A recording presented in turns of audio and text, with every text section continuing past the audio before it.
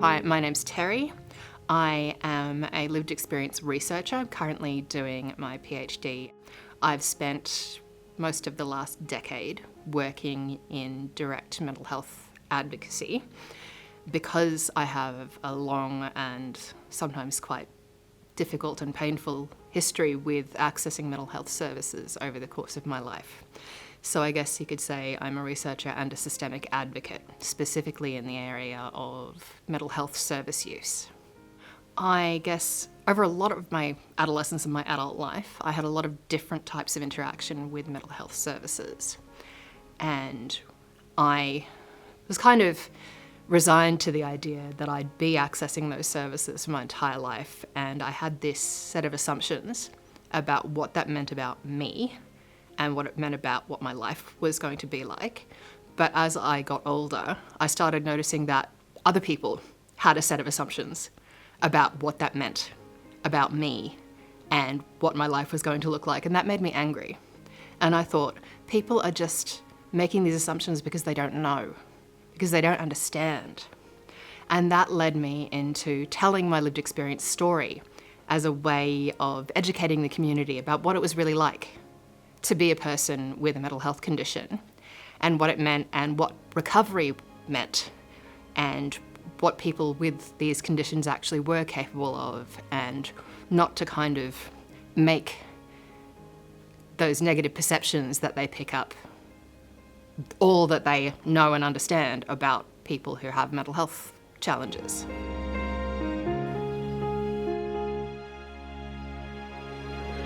I actually first heard about the network when I was an inpatient at the, what was the ACT mental health unit at the time, and I forgot about it for almost a decade. Sort of went, maybe one day that would be a useful piece of information.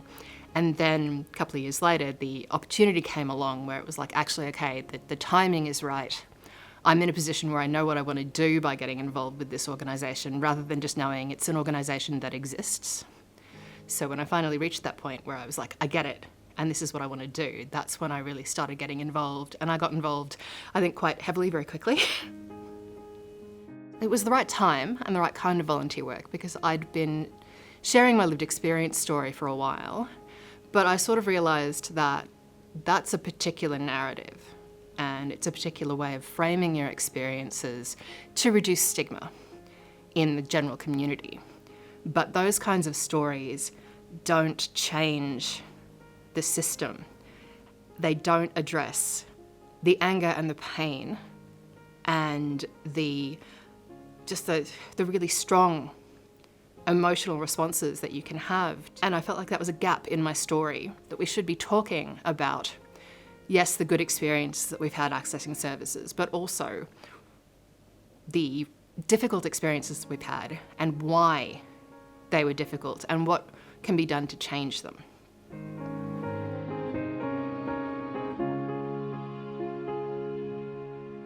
So the network was very much the right place for me, because I was looking to change the system and get involved in advocacy.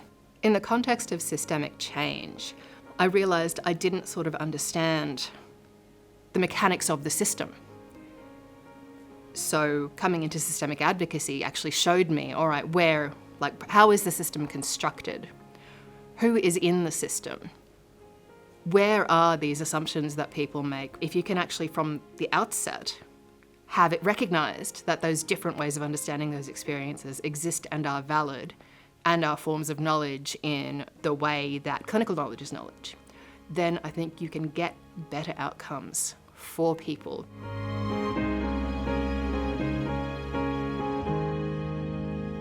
So I've actually had quite extensive involvement with the network over time, and I think it's given me a really good sense of not only what the breadth of systemic advocacy is and how it works, but also how important the culture in an organisation that works in systemic advocacy can be.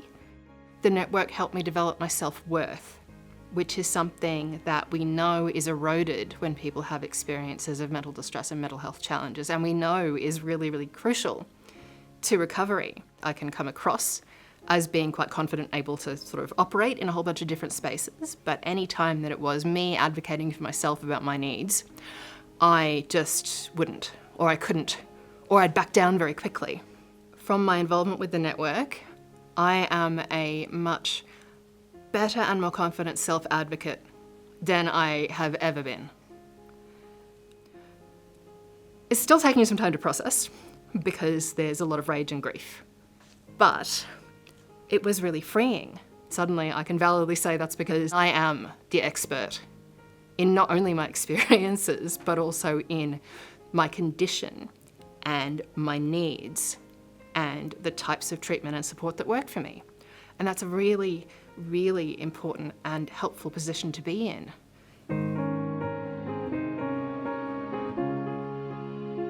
The network has really helped me develop some of the skills and abilities that, for some of the ones that I already had, that I just didn't know how to use in this context. And some that I think I didn't realise were important, or I just sort of thought, well, I don't know how that translates across. You can leverage what you already are good at, but also then develop some of those skills where you don't know that there's a gap until you start thinking, well, this is the work I want to do, but I recognise that I'm not very good at speaking bureaucrat, or those sorts of very specific skills that are helpful. I think I've done almost every training that the network has offered. So from self-advocacy to consumer representation to mentoring training to consumer co-facilitation, and of course the fantastic My Rights, My Decisions program. I have been a consumer representative consistently across the entire time, and I was the chair of the board for 4 years. So being on the board is a really good way of getting to understand things like not-for-profit governance, how decisions are made about the way organisations work, and that's really useful for advocacy. Being a mentor is really rewarding because you've reached a certain point in your self and systemic advocacy journey, and there's always that point where you go, I actually want to help other people. I want to help them to be able to advocate in these spaces as well. And mentoring, again, gives you that peer space where you can talk about, well, what's it like to sit on a committee from the lived experience perspective. Being a consumer representative does involve a lot of meetings, and it also involves knowing a bit about the history of why things are the way they are and what it is that the health service wants to move towards and why they want to move towards it. It can be very difficult in advocacy to recognise clear wins, but I have a couple of what are for me very clear wins that I can say, yes, I was a part of that, or, you know, that was me. And I can definitely say that didn't happen before I came along, and it may not have happened as quickly if I hadn't been there to make that point.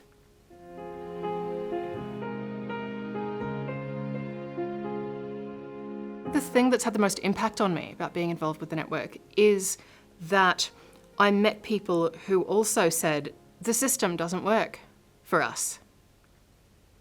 Because it gave me a place to have those sorts of conversations. What do I want to change? And the network is a place where you can have those conversations. It actually gave me a place to start thinking critically about my story and my experiences. Being involved with the network has definitely helped with making connections with people and with networking. If you can walk in and say, hi, I'm Terri, I'm from the ACT Mental Health Consumer Network, you have that degree of legitimacy.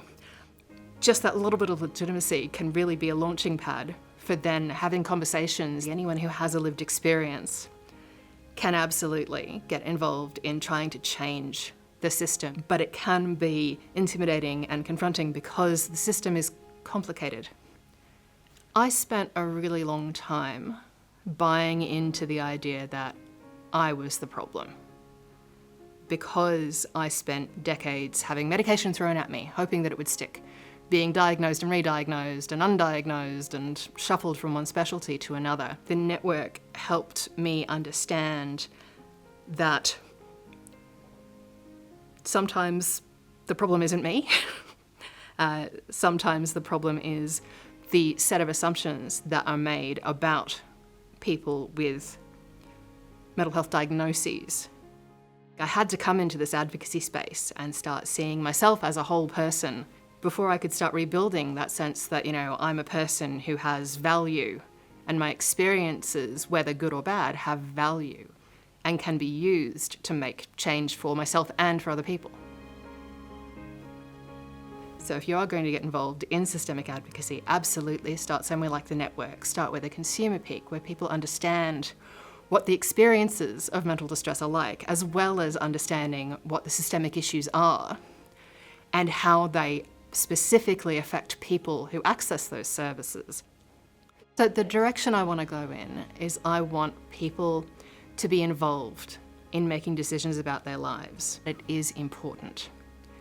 And you can't let systemic advocacy be left to organisations that represent other interests than yours.